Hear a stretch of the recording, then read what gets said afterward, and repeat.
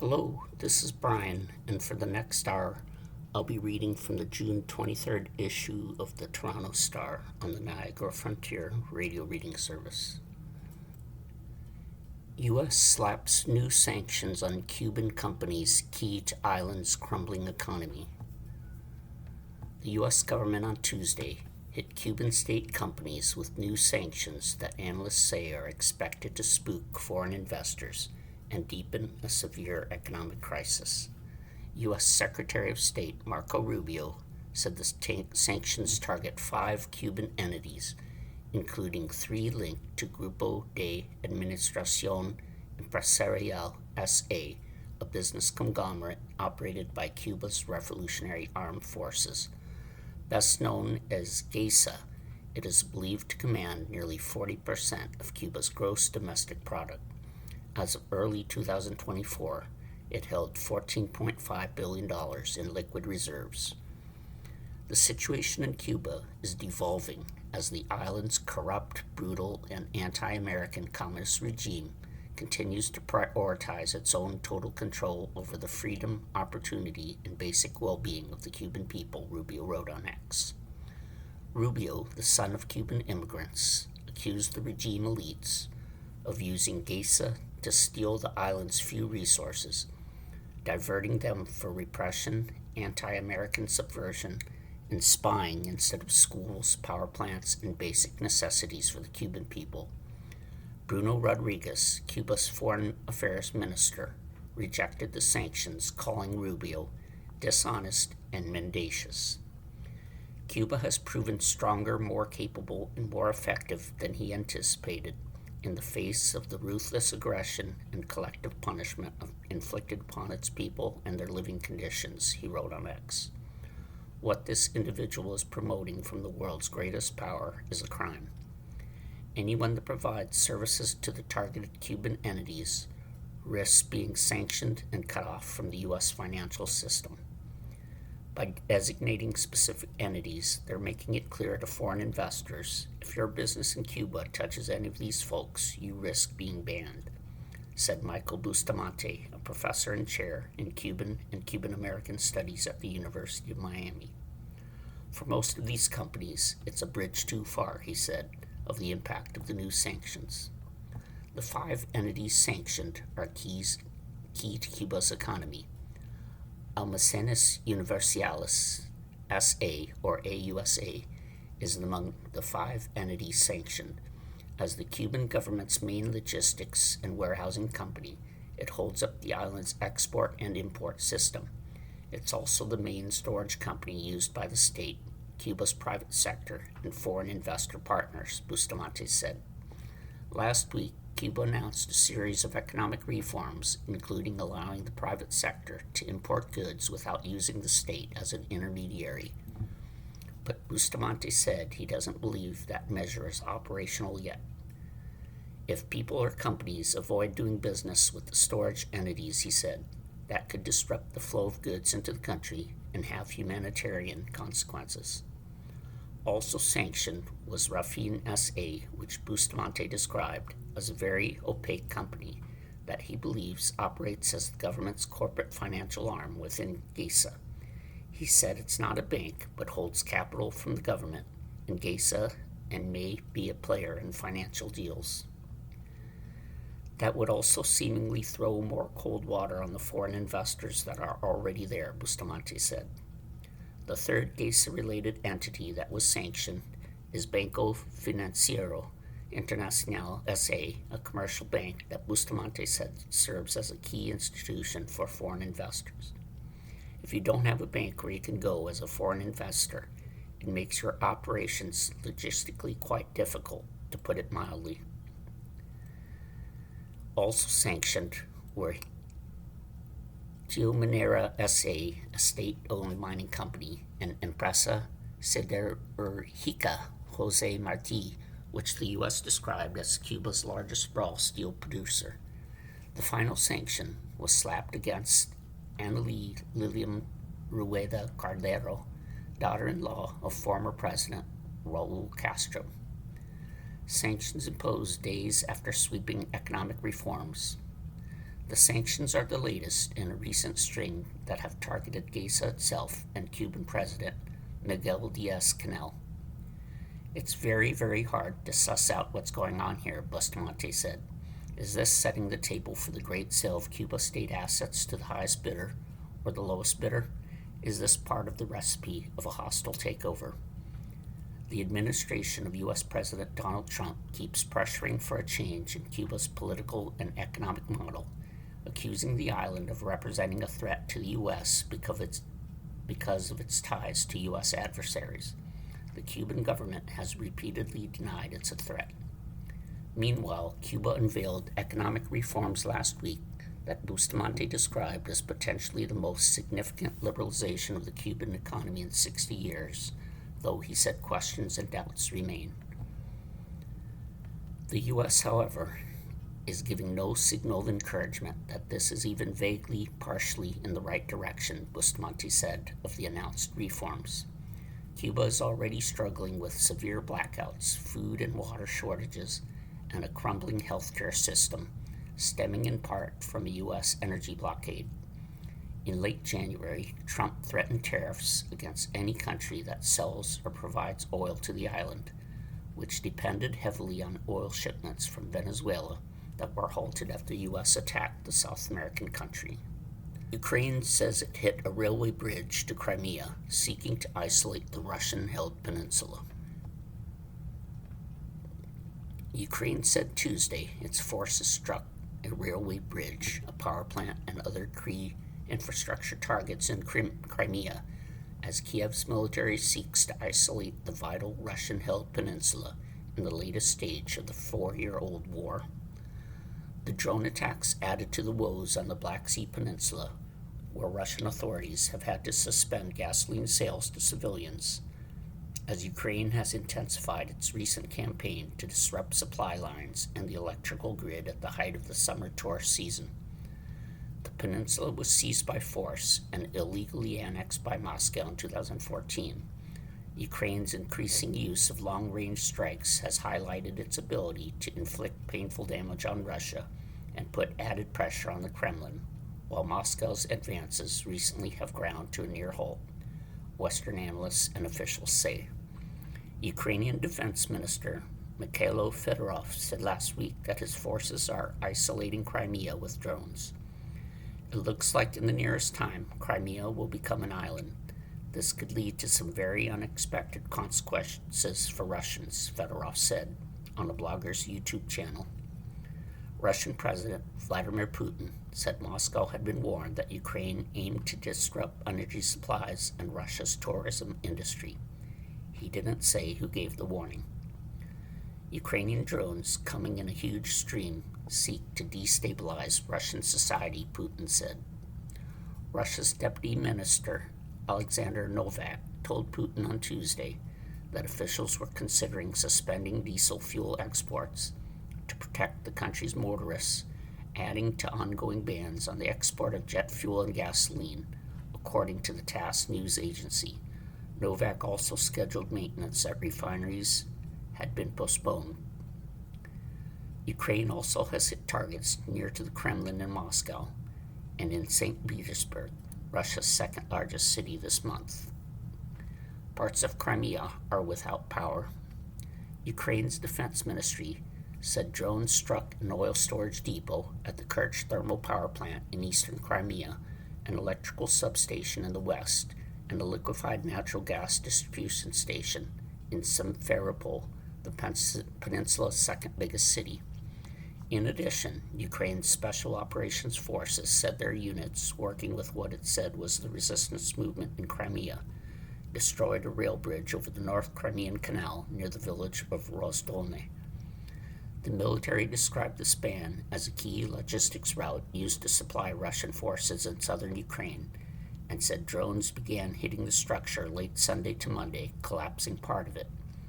A second strike early Tuesday targeted railway repair equipment deployed at the bridge and its remaining sections, it said on Telegram. It was not possible to independently verify the Ukrainian claims, and Russian officials made no immediate comment. Parts of Crimea were without power Tuesday the area's energy supplier said, but it attributed the outages to technical malfunctions in local electrical grids and said it expected power to be restored within 24 hours. The diamond-shaped peninsula is important because of its naval bases and beaches, as well as its strategic location in the Black Sea. Russia has spent centuries fighting for it. Russian-appointed officials in Crimea have appeared reluctant to discuss attacks on the peninsula, but new security measures suggest deepening tension.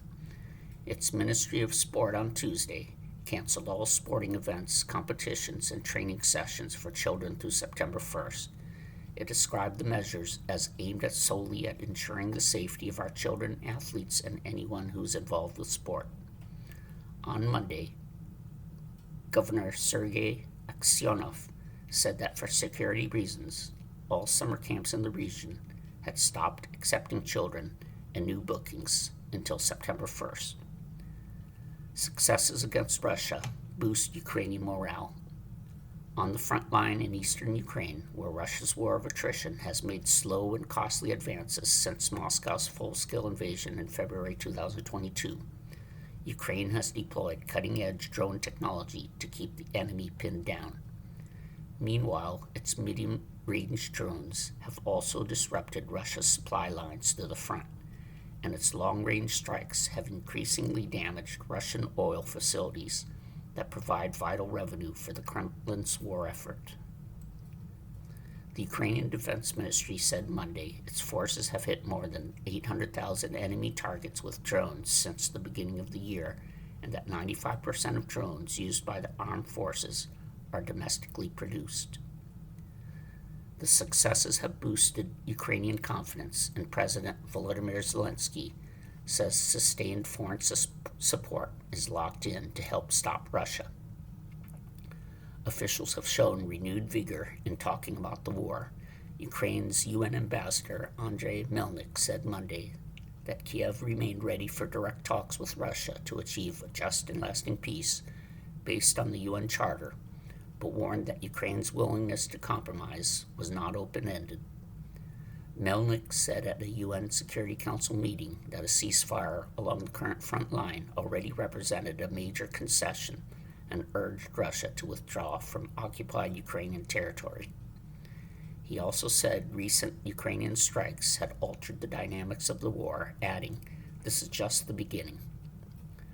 Russia's top diplomat says Moscow will defend Belarus. Meanwhile, the Kremlin is ready to ensure the security of its neighbor and ally, Belarus. Russian Foreign Minister Sergei Lavrov said Tuesday, days after Zelensky demanded that Belarus remove relay equipment on its territory that Kiev said aided Russian drone attacks. The relay stations are used for signal transmissions to Russian drones attacking Ukraine, according to Zelensky. Lavrov told the Russian news agency Interfax that Kiev was trying to drag Belarus into the conflict. Moscow, in fact, had used Belarus territory to launch its invasion of Ukraine. 8 convicted of terrorism charges in Texas Immigration Center shooting, sentenced to decades in prison. A demonstrator who shot and wounded a police officer outside a Texas Immigration Center last July 4th was sentenced to 100 years in federal prison Tuesday, while other protesters accused of having links to Antifa were given multiple decades in federal prison. Benjamin Song was convicted of attempted murder last March after prosecutors say he opened fire and wounded a police officer at the Prairieland Detention Center in Alvarado. The 7 other protesters sentenced Tuesday received prison terms ranging from 30 to 70 years. Our issue with this case has always been this isn't a bunch of terrorists. This is a bunch of kids and young adults who really have a really big heart and really wanted their voice to be heard, Philip Hayes, Song's attorney, said outside the federal courthouse in Fort Worth. It was never intended that anybody get hurt. It was never intended that any shots would be fired. U.S. District Judge Reed O'Connor, one of 2 judges overseeing the proceedings, said what happened last July wasn't a protest, but an assault on democracy. The need to deter this type of conduct is high, O'Connor said. Hayes said his client will appeal the sentence. Song, aside from the stay, has had an impeccable life. A former Marine, a good student, he said. He had a lot of good qualities that were just ignored. The judge went ahead and gave as much as he could. One of the defendants, Daniel Sanchez Estrada, was convicted of correctly concealing a document and conspiracy to conceal documents. He received a 30-year prison term Tuesday. Others pleaded guilty to providing material support to terrorists rather than take their case to trial. Prosecutors say the 8 are members of Antifa, a decentralized anti-fascist organization that has become a target of the Trump administration. Short for anti-fascist, Antifa is not a single organization, but rather an umbrella term for far-left militant groups that confront or resist neo-Nazis and white supremacists at demonstrations. President Donald Trump last fall signed an executive order designating Antifa a domestic terrorist organization, even though there is no domestic equivalent to the State Department's list of foreign terror organizations. The defendants deny any affiliation with Antifa and maintain they attended the demonstration to show support for immigrants inside the detention center. Critics warn the case could have wide-reaching impact on protests, given that organizations operating within the U.S. are supposed to be protected by First Amendment free speech rights. Last week, federal prosecutors charged 15 people with impeding the Trump administration's immigration crackdown in Minnesota. They claimed the demonstrators were members of Antifa who conspired against the federal government to block arrests and deportations by setting up blockades around government buildings and throwing chunks of ice at federal vehicles, among other actions. You are listening to a reading of articles and features from the Toronto Star on the Niagara Frontier Radio Reading Service. U.S. and Iran in dispute over whether Tehran has agreed to nuclear inspections. The U.S. and Iran were in dispute Tuesday over whether Tehran had agreed to allow UN inspections of its nuclear sites, as officials negotiated over how to permanently end the war in Iran. A plan emerged to break the shipping bottleneck through the Strait of Hormuz. The disagreement over nuclear inspections came as Iran's president met with Pakistani mediators and technical teams from the U.S. and Iran continued talks in Switzerland. A United Nations agency said Tuesday that a plan was underway to evacuate 11,000 stranded seafarers through the strait vital to global energy supplies, and which Iran had blocked after the U.S. and Israel launched the war on February 28th.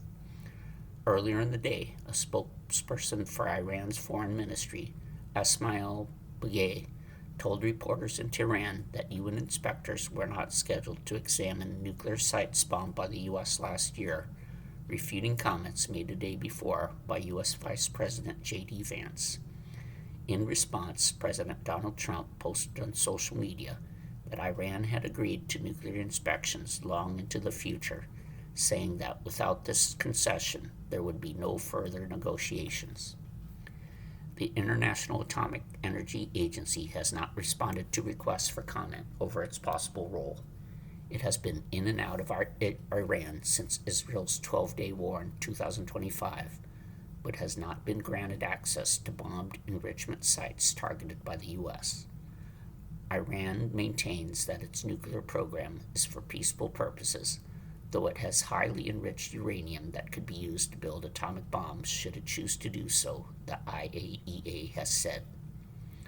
Plan to evacuate stranded seafarers through Strait of Hormuz. The plan to evacuate thousands of seafarers is being done in cooperation with Iran, Oman, all other coastal states in the region, the United States, and the maritime industry, according to the Secretary General of the International Maritime Organization, Arsenio Dominguez. We have secured the necessary safety guarantees and have thoroughly verified the conditions for safe navigation to support these operations, he said in a statement. But the uneasy ceasefire already has been tested by Iran, saying it closed the strait again over fighting between Israel and the Iranian-backed militia Hezbollah in Lebanon. Violence again broke out in Lebanon Tuesday. The U.S. has said that negotiators have discussed mechanisms to ensure that the strait, which Iran effectively blocked during the war, remains open. Ship traffic is increasing, but questions remain about who controls the passageway. Data and analytics company Kpler confirmed 39 ships crossed through the strait Monday, after about 92 crossings between Friday and Sunday. Prior to the war, roughly 100 ships a day made the journey. 2 U.S. aircraft carriers were continuing to operate in the Middle East, the U.S. military central command said. Iran's president makes his first visit to Islamabad since the war started. Iranian President Masoud Pezeshkian and Pakistani President Asif Ali Zardari on Tuesday discussed a range of issues, including regional peace and economic cooperation, according to a statement from the presidency in Islamabad. It was the Iranian president's first visit since the U.S. and Israel launched war on Iran. Pezeshkian and Pakistani Prime Minister Shehbaz Sharif were to hold a joint news conference after the discussions. In the initial talks, marking the start of a 60-day window to reach a permanent deal to end the war, Iran and the U.S. agreed to create a deconfliction cell to address the fighting between Israel and Hezbollah. Iran says negotiations focused on sanctions relief, nuclear issues, and more.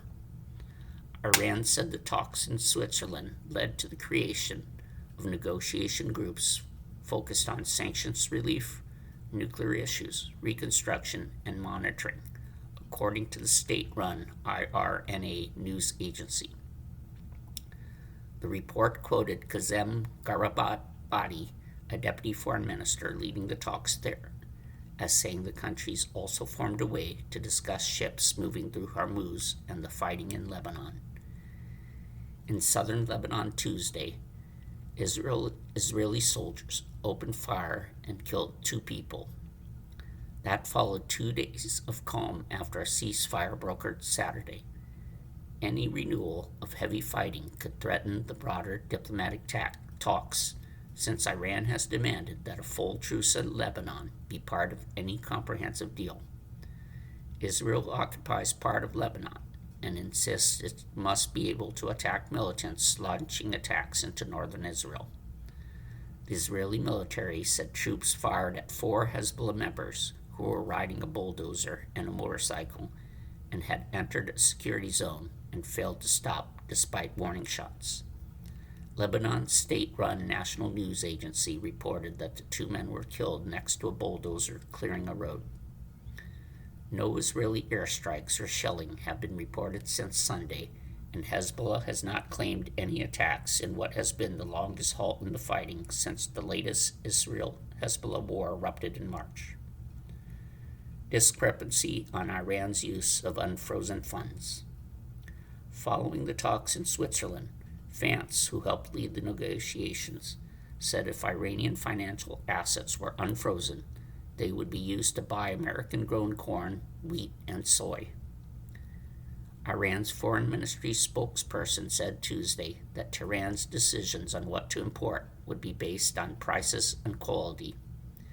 It is interesting that the philosophy and goal of the war, which was the destruction of the Iranian civilization and the collapse of Iran, has become enriching American farmers, Begay said. Iran's ambassador in Geneva, Ali Bahraini, questioned Vance's contention that the U.S. and Qatar would approve how Iran uses unfrozen funds. Iran is the only country who decides what to do with those assets, he told reporters. Netanyahu raises new questions over fragile Lebanon ceasefire. Israeli Prime Minister Benjamin Netanyahu said Monday that his military still has full freedom of action in Lebanon to thwart any threats. Neither Israel nor Hezbollah is a signatory to the U.S.-Iran deal. Netanyahu has vowed to keep his forces in southern Lebanon until threats to Israel are eliminated. Hezbollah has refused to halt attacks unless Israel commits to withdrawing. When asked about Netanyahu's comments, Trump said, "We're going to take a look at it," adding that the situation would get solved. The main highway leading south from Beirut was jammed Tuesday, with people displaced from southern Lebanon returning to their homes. Among them was Hara Noor Eldin from the village of Kibbutz Selm. "We don't want the negotiations done by the government," she said. "We want Iran to negotiate on our behalf, and we are returning victorious, whether everyone likes it or not." In Washington, the State Department said a new round of Israel-Lebanon talks began on Tuesday, with both political and security issues on the agenda. Donors gave U.S. charities $617 billion in 2025, according to the new Giving USA report. In a year marked by economic uncertainty and political turbulence, philanthropic donations rose last year, according to an authoritative annual report on American giving. Donors gave U.S. charities $617 billion in 2025, an inflation-adjusted 3% increase over last year, according to Giving USA 2026, the annual report on philanthropy for the year 2025. Bequests last year jumped by nearly 17%, the third year of the last four to clock double-digit increases in this form of giving. The trend could signal the beginning of the long-predicted great wealth transfer, in which baby boomers begin passing their enormous wealth to their children and charities. Overall, giving increased among all categories: corporations, living individuals, bequests, and foundations. Strong markets and big donors boost giving. A strong stock market and economic growth contributed to the uptick, despite upheaval caused by federal cuts, says Wendy McGrady, chair of Giving USA. All donor types stepped up to give amid the turmoil, McGrady notes, because charities made their needs known. Those that were effective in sharing their story saw their donors respond, McGrady said. The robust giving was propelled by positive economic factors, says John Bergdahl, Interim Director of Data and Research Partnerships at the Indiana University Lilly Family School of Philanthropy, which conducts the research for the report. Whether you're looking at the S&P 500 or the financial markets, they saw really robust growth, Bergdahl says. That has a pretty direct contribution to wealth and asset sizes of companies, foundations, the wealthy, and helped drive a lot of that increase. All types of donors increased their giving in 2025, and giving to most causes also rose. Education nonprofits saw an 8.9% uptick. Organizations in the public society benefit category had an 8.7% increase, and environment and animal nonprofits were up 8.2%. Smaller increases were seen for charities with missions involving arts, culture, and humanities, 4.7%, health, 3.3%, human services, 2.6%, and international, 1.4%. However, giving to religious groups was marginally lower, down 0.2% when adjusted for inflation. Several nonprofits the Chronicle spoke to noted that they raised more money last year and that success was reliant on big gifts, which in turn are buoyed by a strong stock market. The market has become a larger and larger predictor of giving, Bergdahl at IU says, and I would anticipate that to continue. That growing reliance means that the unpredictability of the markets is going to start bleeding into an unpredictability in giving as well. While Giving USA does not measure the number of donors who give over the years, the share of dollars from individuals has decreased. In 1985, 80% of dollars came from individuals. Now it is just 64%. Big donors loom large in one category.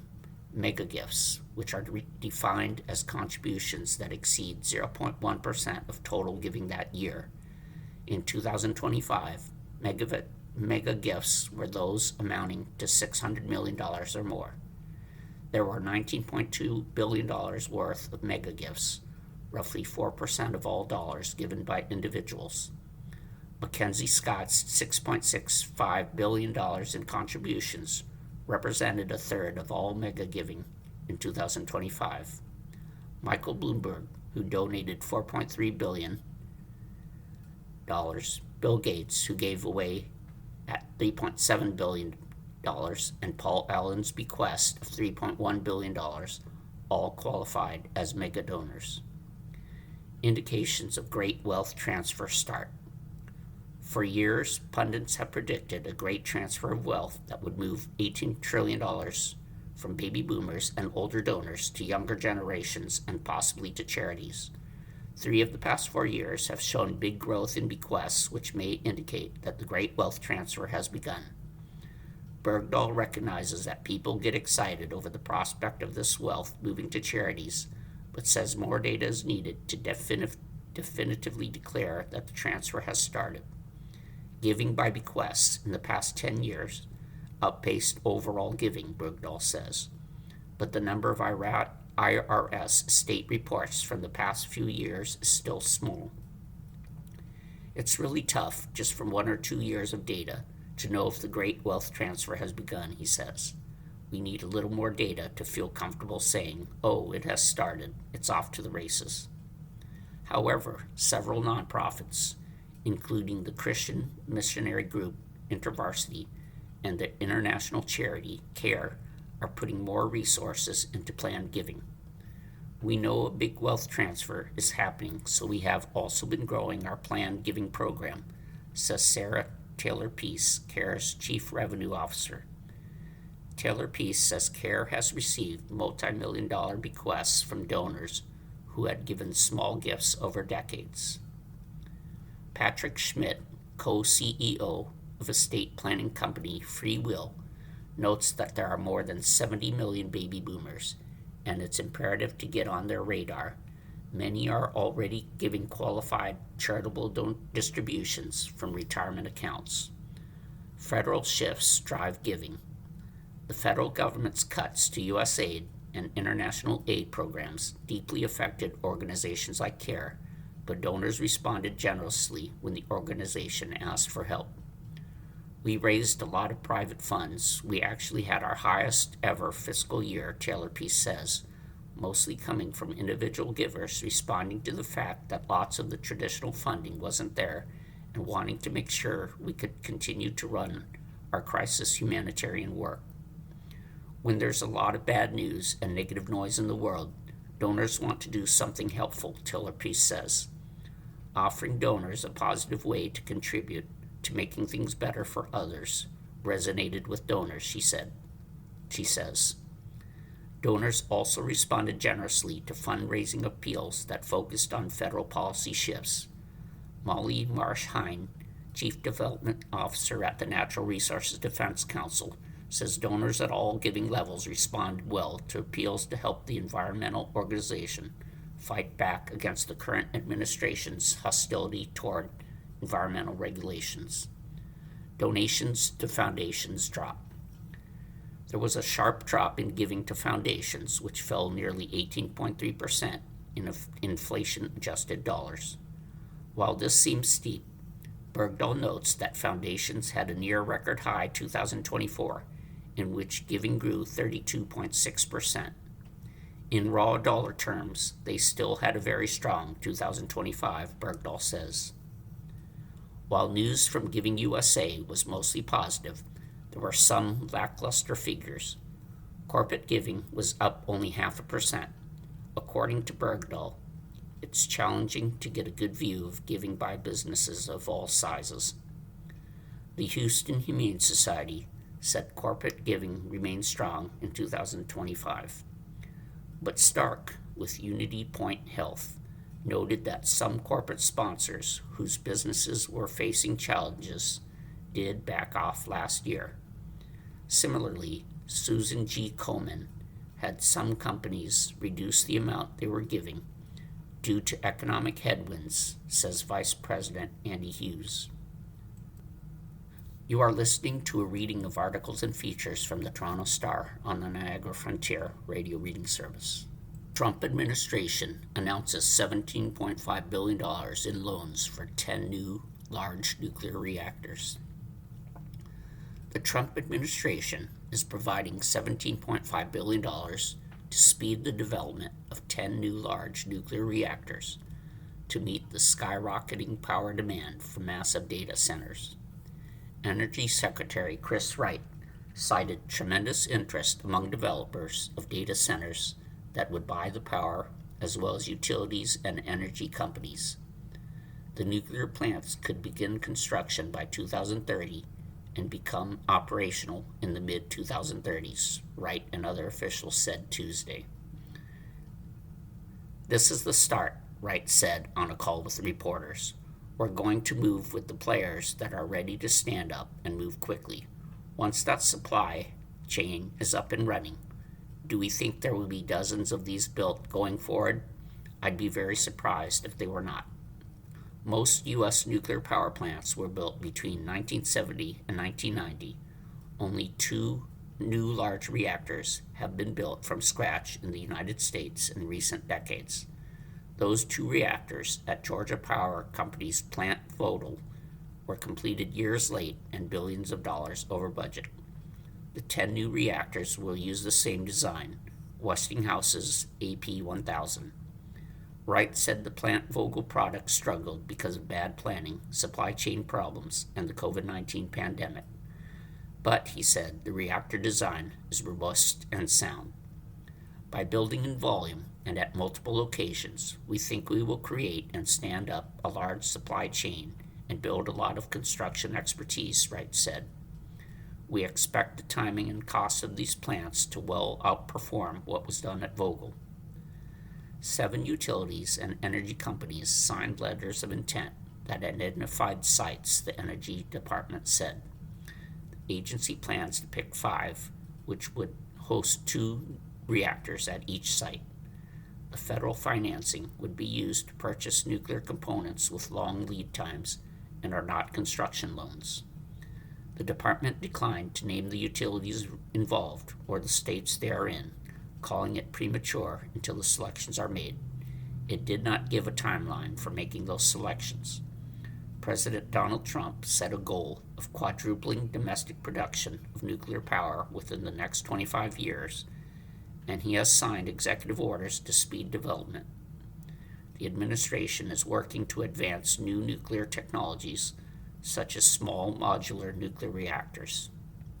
Dan Summer, President and Chief Executive of Westinghouse, said industrialized nuclear power needs to be built at fleet scale in order for the United States to lead in artificial intelligence, advanced manufacturing, and the industries that will define the next century. Critics of building more nuclear reactors say they're too expensive and riskier than other low-carbon energy sources. Data centers used 4% to 5% of the nation's total electricity in 2024, a share that could nearly triple by 2028, according to government estimates. Some analysts predict nationwide electricity use to rise as much as 20% in the next decade, with data centers a big reason. The Energy Department said the loans could speed up the development of these 10 reactors by up to 3 years and lower construction costs. Its goal is for all 10 to be under construction by 2030 to start providing power in the mid-2030s. The utilities in Westinghouse will be expected to contribute up to $5 billion in equity in total across the 5 2-reactors projects. Wright said his department provides up to $17.5 billion in loans, or $3.5 billion per project, in debt to pair with the equity. He said it's very, very low risk to the American taxpayers. Judge rules government can't stop SNAP dollars from buying candy and sugary drinks. The federal government can't block benefits from the nation's largest food aid program from being used to buy candy, soda, and other sugary drinks, a judge ruled. Monday's ruling scuttles restrictions now in place or planned for the federally funded and state-run Supplemental Nutrition Assistance Program in 23 states. President Donald Trump's administration has not said whether it will appeal to a higher court. U.S. District Judge Amy Berman Jackson, who sits in Washington and was nominated to the bench by former President Barack Obama, said in her opinion that the ruling was because the federal government did not follow its own definition of food. She said it wasn't a comment on whether the restrictions are a good idea. The federal defendants and the states may have a genuine desire to improve the health of SNAP households by encouraging healthy choices at the store, and they can take lawful steps to meet those goals, she wrote. But what they cannot do is violate the law and their own regulations along the way. The restrictions are part of the Make America Healthy Again campaign. Agriculture Secretary Brooke Rollins and Health and Human Services Secretary Robert F. Kennedy Jr. have encouraged states to limit what the food aid can be used to buy as part of the America Healthy Again campaign. They reason that soda and candy fuel obesity, diabetes, and chronic disease epidemics, and taking them off the menu would encourage healthier food choices. The Agriculture Department has given 23 states so far permission to implement restrictions. Some have been implemented already, while others are queued to take effect in the coming months and years. At least one state that was set to limit soda and candy purchases changed course earlier this year. Colorado's Human Services Board voted against implementing the ban after a March hearing in which SNAP beneficiaries and advocates said people would face stigmas if they mistakenly tried to use the benefits on prohibited items. They also said the rules were confusing because they would have allowed buying drinks with at least 50% fruit or vegetable juice, but not those with less. While the goals are similar, the exact rules vary by state. Some wanted to ban both sugary drinks and candy, while others only sought to ban sugary beverages. A legal challenge to the candy and soda ban, which includes items such as sports drinks in some states, was filed by SNAP beneficiaries in Colorado, Iowa, Nebraska, Tennessee, and West Virginia. Judge says government ignored a definition of food. Jackson said the main legal misstep in restricting what SNAP benefits could buy came because it ran contrary to Congress's definition of food. Under the law, SNAP benefits, formerly known as food stamps, can be used for any food or food product for home consumption, except alcoholic beverages, tobacco, hot foods, or hot food products ready for immediate consumption. The government can waive requirements, but limiting use of the benefits to improve nutrition isn't listed as a reason to do so. Yet, when states asked the Agriculture Department to let them restrict purchases, their requests included using alternate definitions of food. This may not be the final word. The Agriculture Department has not said whether it intends to appeal the ruling. The case is among scores of challenges to Trump administration policies that hinge on whether the administration has the authority to change policies without congressional approval. While it's a big program helping nearly 39 million Americans, about 1 in 9 buy groceries, SNAP is normally relatively low profile. That's been different since Trump returned to office last year. Under his big tax and policy law signed last year, more recipients are subject to work requirements and states are being required to pay a larger share of administrative costs and could be on the hook for benefit costs if their error rates are too high. During a government shutdown last year, courts blocked the administration from cutting off benefits. Meanwhile, Rollins has said that there is rampant fraud in the program. You are listening to a reading of articles and features from the Toronto Star on the Niagara Frontier radio reading service. Texas doctor charged in $89 million fraud case as administration pushes healthcare crackdown. The Justice Department has charged a Texas doctor, in an $89 million healthcare fraud scheme, accusing him of billing insurers for medically unnecessary cardiovascular screening tests for college student athletes and then rubber stamping the results as normal without reviewing them. Jason Finkelstein, 53, faces charges of healthcare fraud and conspiracy in what prosecutors describe as a years-long scheme that preyed on the fears of athletes that they could die on playing fields or courts of sudden cardiac arrest. Athletes with no pre-existing conditions who were concerned about being cleared to compete, who administered tests they did not need, and in one case, a patient whose results were falsely certified as normal later died after his significant heart problems were undetected, the indictment says. The prosecution is among a series of cases that the Justice Department intends to highlight at a news conference Tuesday in announcing what it says are record results in a nationwide crackdown on healthcare fraud, a long-running federal law enforcement priority that the Trump administration over the last year has sought to emphasize. The department says Finkelstein's case, with allegations not only of unrendered services, but also poor medical performance that put patients at risk, represents the type of sophisticated scheme prosecutors are striving to disrupt. The doctor's alleged conduct, which ignored a textbook diagnosis of preventable cardiac death, is heinous, Dr. Mehmet Oz, a trained cardiothoracic surgeon and head of the Centers for Medicare and Medicaid Services, said in a statement, adding that healthcare fraud doesn't just steal money, it can steal lives. A lawyer for Finkelstein, who pleaded not guilty during a brief court appearance in Florida on Monday, did not immediately return an email and phone message seeking comment. The alleged fraud ran between 2019 and the end of last year, and prosecutors say involved Finkelstein and a pair of unidentified co-conspirators at a Florida-based cardiovascular testing and treatment practice that he owned and operated.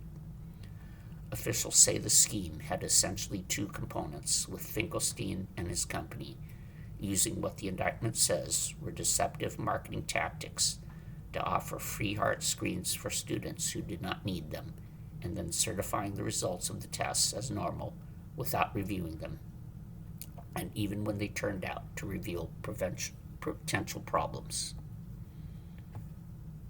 The indictment quotes Finkelstein as telling an unnamed co-conspirator with whom he worked that these kids could be high risk. One of them drops dead on a field. They're coming after both of us. Finkelstein's co-conspirators blasted out emails to athletic trainers at colleges and universities stating that the tests being offered could identify any life-threatening condition that could prevent the students from playing, and also offered kickbacks and other inducements to school officials to refer potential patients. Insurance companies do not cover blanket cardiovascular testing, but instead require a prior finding of a medical necessity. To avert that roadblock and secure reimbursement, prosecutors say Finkelstein submitted to insurers phony diagnoses of conditions such as elevated blood pressure and hypertension that the athletes did not actually have. His company relied on sonographers who lacked the requisite credentials to travel to college campuses to perform the tests, and because Finkelstein was licensed in the 48 contiguous states, he and his company were able to submit claims for patients across the country, the indictment says. At the same time, prosecutors say Finkelstein would certify cardiac test results as being normal without actually reviewing them. In one instance in 2024, according to the indictment, he signed off after roughly 11 seconds on approximately 63 test result images of one patient. The test results actually revealed multiple cardiac abnormalities, and the patient later died, the indictment says. Michigan forgives $200 million in medical debt. Michigan took another step Monday in its effort to eliminate medical debt for thousands of residents. The state announced it would wipe out $74 million in medical debt for 71,871 individuals. It's the second round of a program that began last year when the state said it would help residents erase more than $144 million in medical debt. The move comes amid a bipartisan push to offer patients more protections from collections by keeping them from going underwater on their hospital bills. Officials say more than $200 million in medical debt has been forgiven for roughly 280,000 Michiganders since the program launched last year. About 1 in 11 adults in Michigan, about 690,000 people, report having at least $250 in medical debt, according to a University of Michigan policy brief published in April. Governor Gretchen Whitmer, who approved allocating $4.5 million toward medical debt forgiveness in the 2024 budget, said the latest development ensures fewer Michigan families must choose between putting food on the table or paying their medical bills, at a time when so many already are struggling with rising costs on the essentials driven by tariffs, cuts to Medicaid, and the Iran war. The state is working with undue medical debt to administer the relief. Leadership at the nonprofit organizations say they have separate programs with Kalamazoo, Oakland, and Wayne counties where they've been able to erase an additional $80 million in medical debt. Daniel Lempert, Undue's Vice President of Communication and Marketing, says the nonprofit is able to relieve $100 of medical debt for every dollar received by the organization. Medical debt is a very unique kind of debt, Lempert told Bridge, Michigan. We basically approach hospitals, physicians groups, ambulance companies, anyone who owns medical debt that's unpaid, and we buy it in bulk for pennies or less on the dollar. The ripple effects of debt. The state's relief program may come too late to alleviate the central crises people face because of medical debt, according to Citizens Research Council of Michigan Health Policy Research Associate Carly Abramson. Medical debt has an impact on their credit scores, and some go into bankruptcy, and they have to delay care, and that leads to even more expensive care down the road, Abramson told Bridge. There's only so much that the forgiveness can do after the fact. While medical debt relief offers a pathway to financial stability, Abramson says lawmakers should focus on front-end policies to prevent the ripple effects caused by obtaining medical debt in the first place. Michigan lacks certain policies that exist in other states to regulate medical debt, she said, including mandated financial assistance and payment plans for certain patients, caps on medical debt, interest rates, lawsuit protections, and hospital reporting requirements. Debt issues are only expected to compound, Abramson said, as more people lose access to health insurance due to rising costs and the expiration of premium tax credits and Medicaid amid new guidelines approved by Congress last year. Everything with healthcare is always overlapping with other things that are going on, she said. Undue's Lempert agrees on the need for broader policy reform amid the federal changes. He contends that medical debt forgiveness can offer emotional relief in addition to the removal of a major financial pressure. We really see it as a sort of a 1-2 punch, both the merits of the debt relief and also commitment to upstream policy, work to ideally stymie the creation of new unpayable medical debts. State lawmakers are proposing several solutions to the problem. In March, the Michigan Senate approved a package of bills to offer more protections against medical bill collections and the development of payment plans. The state Senate also passed other bills to establish a Medical Debt Act to limit debt collector and creditor communications, in addition to related legislation that would force the state to create a debt relief fund. The Michigan House is considering its own legislation to affect the same issues. The medical debt bills were voted out of committee Wednesday, June 17th, for consideration by the full House. Taiwan begins 5-day military drill with tanks patrolling streets. Taiwan kicked off a 5-day set of military drills on Monday, aimed at boosting the island's combat readiness in case of a Chinese military attack. In the city of Taiwan, home to the island's largest international airport, tanks drove down city streets and highways. Videos and photos of the exercise showed as armored vehicles from the Army's 269th Infantry Brigade conducted combat readiness patrols morning. The immediate combat readiness exercises are meant to test how rapidly military units can deploy, especially in the face of a possible sudden escalation of Chinese gray zone warfare. Gray zone tactics refer to a range of aggressive tactics